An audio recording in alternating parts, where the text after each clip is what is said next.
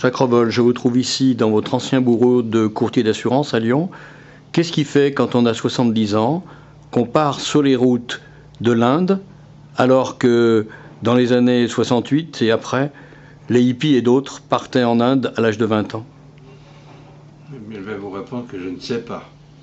Je ne sais pas pourquoi on part. Ce que je sais, c'est que j'ai une impérieuse nécessité d'aller voir ailleurs le monde.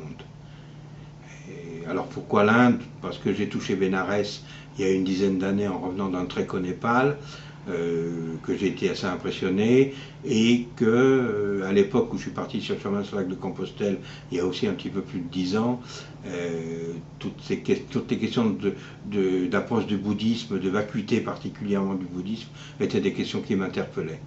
Alors là, vous évoquez Saint-Jacques de Compostelle, c'est des sources chrétiennes de la religion. Vous allez aller en Inde, alors bien sûr, vous démarrez par le sud de l'Inde, qui est une religion qui a été christianisée il y a 2000 ans par les premiers disciples du Christ, mais c'est quand même une terre qui est marquée par les sources de l'hindouisme et du bouddhisme. Alors les religions orientales ou les philosophies orientales, vous en attendez quoi de ce contact avec elles? Je crois que je ne renie pas, et au contraire, je suis très fier de mes racines chrétiennes, d'être français, d'être né là où je suis né, au milieu des Alpes, et que pour moi ça a toute son importance.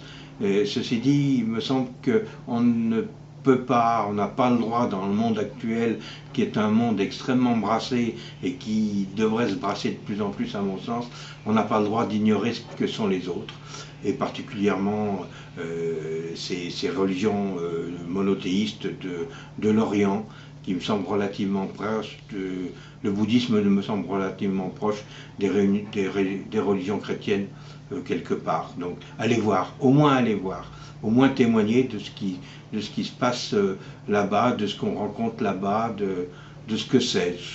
Voilà, je pars plutôt dans une espèce de quête. Hein, on a vu ensemble le film Quête de sens. Ça reflète assez cet esprit dans lequel je pourrais partir là. Pour vous, Saint-Jacques de Compostelle, c'est ma dernière question, a été un déclic. Ça vous a transformé. Est-ce que vous attendez d'autres transformations de ce voyage à l'Inde, en Inde?